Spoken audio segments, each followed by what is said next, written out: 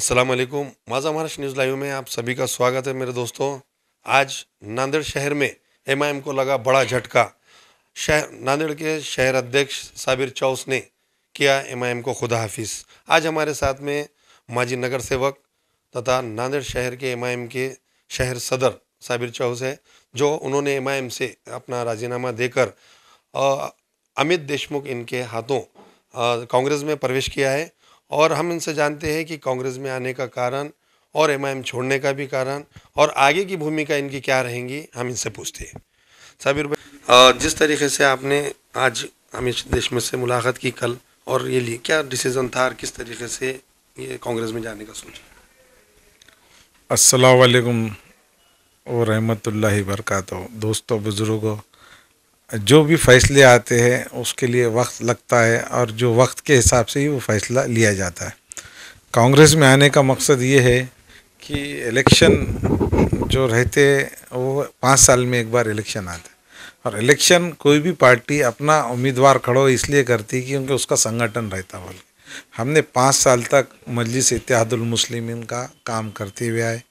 जहाँ भी इलेक्शन रहे वहाँ इलेक्शन लड़ाए, लोगों को कामयाबी दिलाए, मजलिस को एक नया काम का हमने आगाज़ करके मजलिस को सब पूरी टीम ने हमारे मजलिस का ईमान एतबार से हमने काम किया है।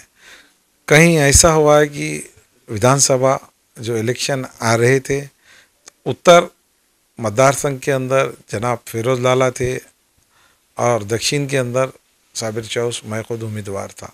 गई बारी के अंदर हम लोग एक कम वक्त में, मैंने तो कम वक्त में लोगों की काम के बिना पे जो 20-22 साल से मैं उनके लोगों के बीच में हूँ, जो मैं महापालिका 4 टाइम नगर सेवक रहे वाला हूँ, उस वजह से बार बार कांग्रेस हम लोगों को टिकट देने का एक झांसा देती थी। वो झांसा अशोक चौहान के माध्यम से होता था। वो वजह से हमने पार्टी को, कांग्रेस को छोड़ा था। छोड़कर एमआईएम में जब हम शामिल हुए और एमआईएम वालों ने हमको विधानसभा का बात करके कि भाई हम इसलिए दे रहे आपको टिकट क्योंकि कांग्रेस वाले बार बार मुस्लिम समाज को अपनी नुमाइंदगी नहीं देते, बोल के हम आपको दे रहे टिकट। दूसरी बात, अब जो इलेक्शन का हुआ तो उत्तर के अंदर फिरोज लाला और साबिका उपाध्यक्ष अभी सैयद मोइन, ये दोनों एक ही जगह से टिकट मांग रहे थे। ऑलरेडी दक्षिण में तो मैं अवेलेबल था ही। वहाँ पे लोगों को ऐसा लगा कि भाई कांग्रेस यहाँ पर उम्मीदवार नहीं देने वाली है, तो उस वजह से एमआईएम पार्टी के जो लोग हैं, जब उनको लड़ना नहीं है तो उन्होंने जाकर कांग्रेस वालों ने जैसा उत्तर से डिक्लेयर होगा तो अब दक्षिण पे आ गए। दक्षिण पे आने के बावजूद भी लोगों को 2-3 महीने से हम जब काम कर रहे तो लोग पूछते थे हमको कि भाई तुम कहाँ से लड़ने वाले, तो हम बोलते थे हम दक्षिण से काम किए, दक्षिण में ही लड़ेंगे, और हम 20-22 साल से इधर की नुमाइंदगी करते। लोगों में ये बात आई कि भाई देखो, तुम्हारी पार्टी के लोग कुछ गैस सिलेंडर को सपोर्ट कर रहे हैं अंदरूनी, और बोला वो उनकी मर्ज़ी, हम उनको कुछ नहीं बोल सकते। वक्त आने के ऊपर बता देंगे हमको, पार्टी ने जब जिम्मेदारी देंगी उसके बाद में पार्टी को सामने रखेंगे, भाई उनके कार्यकर्ता इन्होंने ऐसा ऐसा कर रहे हैं। तो हर तरीके से इनका यही काम रहता, कहीं ना कहीं पार्टी को नुकसान पहुंचाना। अभी का जो सडनली इन्होंने जो टिकट चेंज कर दिए तो हमको ऐसा लगा कि ये टिकट थोड़ा डावाडोल है और इसको कहीं ना कहीं ये इसकी भागदौड़ दूसरे लोगों के हाथ में है। अब उसकी बदनामी की छींटें हम अपने आंख पे नहीं लेना चाहते, बल्कि हमने एमआईएम पार्टी को छोड़ दिया है।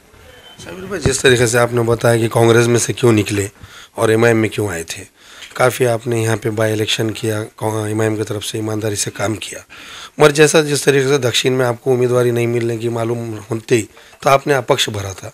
फिर उसके बाद आपने वो अपक्ष फॉर्म विड्रॉल किसके बोलने पे किया? हाँ, मैंने अपक्ष फॉर्म नहीं भरा था, मैंने ऑनलाइन में पार्टी के ही नाम से फॉर्म भरा था। और प्रोसीजर रहता, अगर से बी फॉर्म इनका नहीं आया और अगर पार्टी का मैं काम कर रहा हूँ, अगर पार्टी ने मेरे को बी फॉर्म लगाई तो मैं पार्टी का उम्मीदवार हूँ, और ऑलरेडी मेरे पास बी फॉर्म भी था। अगर मैं चाहता था तो मैं मेरा बी फॉर्म लगा देता था।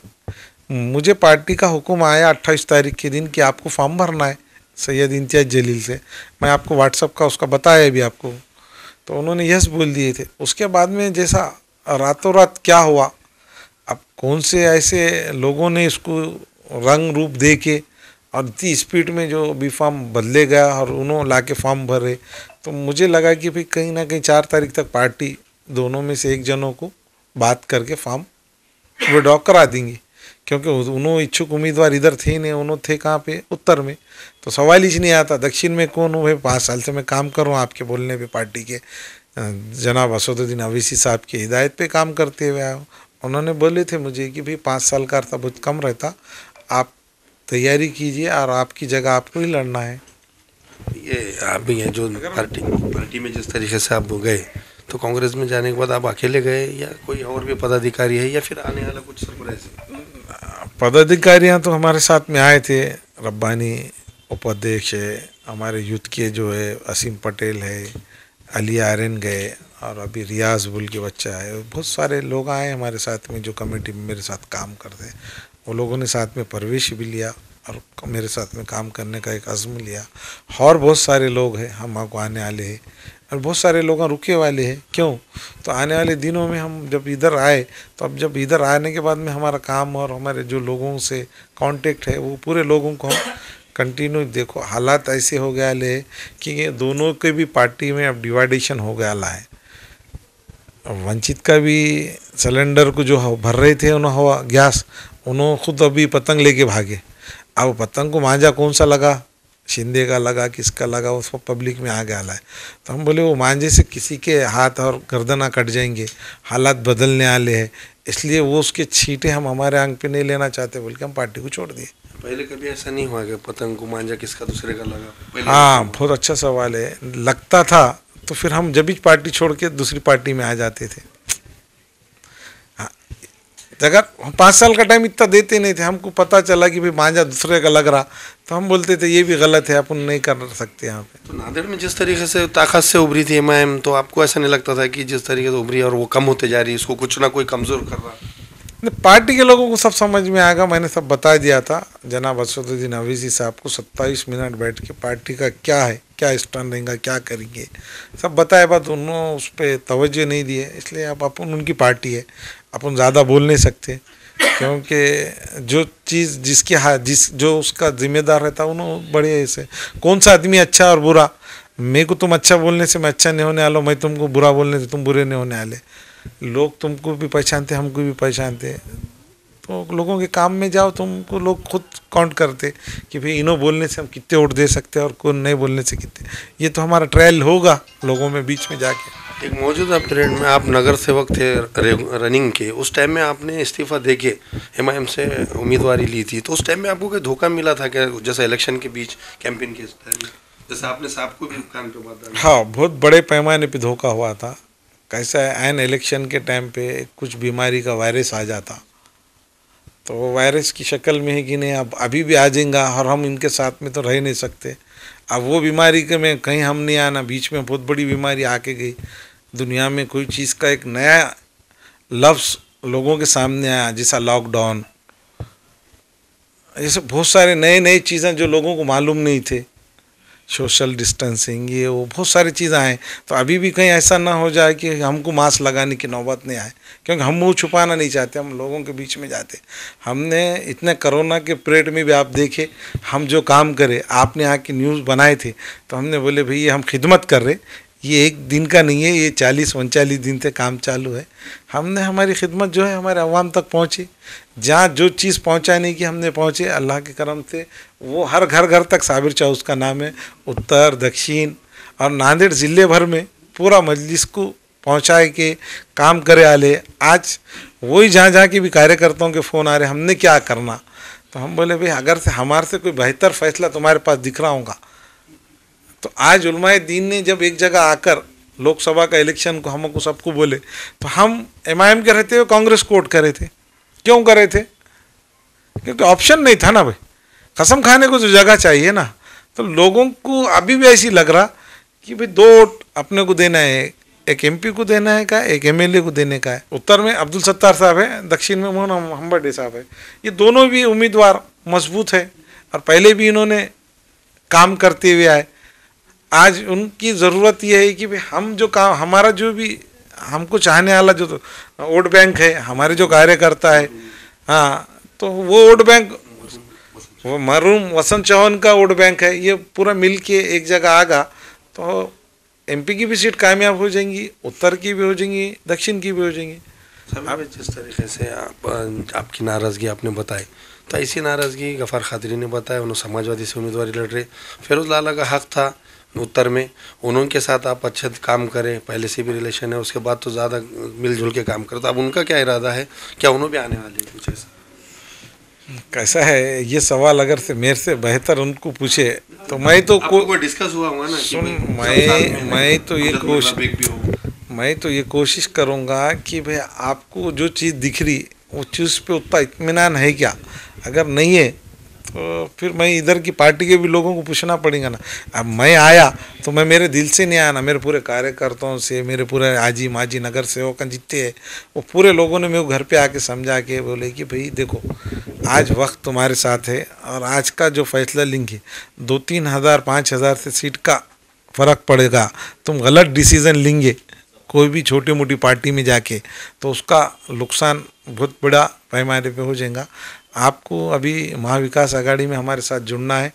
अब तुम्हारा जो नाराज़गी थी अशोक चौहान से, जो मुसलमानों को नुमाइंदगी नहीं मिलती थी, वो नाराज़गी भी तो दूर हो गई। अशोक चौहान अब लीडर से कार्यकर्ता बन गए। अशोक चौहान का तो बोलना ऐसा था कि भाई हम मुसलमान को अगर से टिकट देते तो हिंदू वोट नहीं मिलेगा, तो अभी क्या परिवर्तन होगा जो 44 साल से ऐसा जा सके? भाई उनके टाइम पे हिंदू वोट उनको मिल जा रहा, तो फिर उन्होंने लोकसभा इलेक्शन ही नहीं हारते थे। तो मुस्लिम को मिलेगा कि नहीं? बिल्कुल मिलेगा, मुस्लिम को वोट देते लोग। मैं मुस्लिम हूँ, चौपाले के एरिए से कम 1000-1500 लोग मुझे अभी भी आज भी वोट देते। हिंदू बोल के नहीं है, एक काम करने वाले इंसान को देते हो ना, और जो काम करता पब्लिक के बीच में रहता वो है। और इससे पहले भी हम वो एरिया से चुन के आए वाले, हम मिक्स एरिया में हमेशा चुन के आते और आते रहेंगे, अभी आगे भी इंशाल्लाह अल्लाह ने चाहा तो देखेंगे। ऐसा कोई ज़रूरी नहीं है हर चीज़ वक्त पे होना। और एक कल में न्यूज़ लगाए थे हमने, जिस तरीके से सुभाष राय बोले जो आपके साथ रहे हुए होंगे कभी माजी नगर से, तो उनका ऐसा बोलना है कि देगलूर नाके के 6-8 में से 6 नगर सेवक हमारे संपर्क में हैं। तो कांग्रेस में ये कहीं ना कहीं सुराख करने का या दूसरे गढ़ में ऐसा कुछ प्लान? अभी मुझे आके 11/11/2024 बोले, तो अभी पूरे 24 घंटे भी नहीं हुए। तो सुनो ना भाई, 24 होगा, आप तो महिमा से कांग्रेस में सुनो ना, अभी आके नहीं, अभी मेरे को 24 घंटे भी नहीं हुए। अगर से मैं ये चीज़ों के ऊपर कब ध्यान दूंगा, 2-4 दिन के बाद मैं आमने सामने और आपको मुलाकात दूंगा। क्यों जैसे आप इमाम छोड़ के यहाँ पे आए तो ये लोगों ने कहीं गद्दारी क्यों? तो जो 8-10 नगर सेवक है, मुझे नहीं लगता कि उन्हें धोखा देंगे, क्योंकि आज मुसलमानों के लिए एक बहुत बड़ा अच्छा मौका है। और इलेक्शन जो होता, इलेक्शन की रणनीति के हिसाब से होता, और आज पार्टी ने टिकट दिया तो आज हम लोग उनको वोट दे के कामयाब करना हमारी जिम्मेदारी है।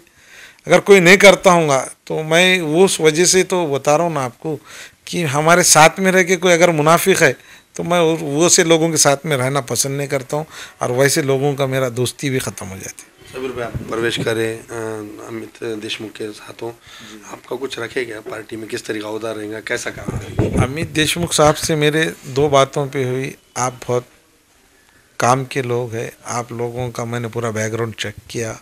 आप लोग अगर से हमारे पार्टी के साथ में लोकसभा का साथ में इलेक्शन है, आप अगर से पूरे ज़िले में और तालुक़े में जहाँ जहाँ भी आपका संगठन है और जो आपको चाहने वाले हैं उनको अगर से ये चीज़ बताए, हम तुम्हारा ये नहीं बोल रहे कि हमारा उनका कोई ये नहीं करे, हमने बोले कि भाई हमें पार्टी को हम जीताने के बाद में हमको जो भी महाराष्ट्र लेवल पे जो जिम्मेदारी आप देंगे हम उसको कबूल करेंगे। जिस तरीके से आपने घर वापसी की तो ये फाइनल डिसीजन है, इसके बाद कहीं कुछ नहीं, ऐसे को घर वापसी बोल के नहीं है। मैं आपको बताया ना, अशोक चौहान पार्टी छोड़ के चले गए, हमारी नाराज़गी उनसे थी। मुस्लिम को लोकसभा विधानसभा तो हम लड़ सकते थे, एमएलसी नहीं दिया जा रहा, अब दे दिए उन्होंने, तो हमारे दोनों भी नाराज़गी ख़त्म हो गई। अब पार्टी पूरी बदल गई, और पार्टी के जो जिम्मेदार हैं नए रूप से मुसलमानों की एक जिम्मेदारियां बढ़ाते जा रहे हैं कि काम करो और आगे भी है, तो हम उसलिए पार्टी के कांग्रेस के साथ में जुड़ गए।